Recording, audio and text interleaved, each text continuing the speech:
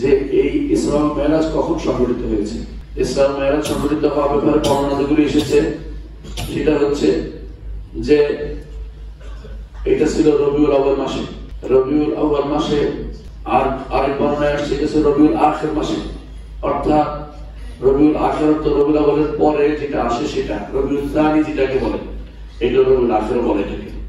তো এর অর্থ হচ্ছে ইসরা ও মেরাজ রজব মাসের ব্যাপারে 3 নম্বর বর্ণনা হচ্ছে রজব মাসে এসেছে।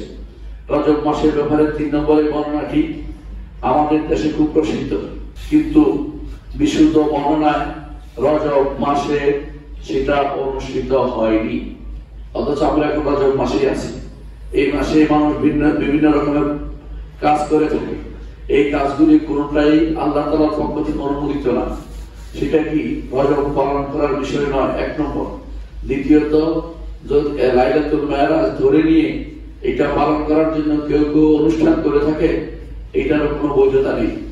মূলত নির্ধারণ করা যাবে না, এটাই বিশুদ্ধ মত যে লাইলাতুল মেরাজের রাত্রি পূর্তি হয়েছে তা নির্ধারণ করা যাবে না, তার মাসও নির্ধারণ করা যাবে না, কারণ এর ফলে বিশুদ্ধ কোনো বর্ণনা আসে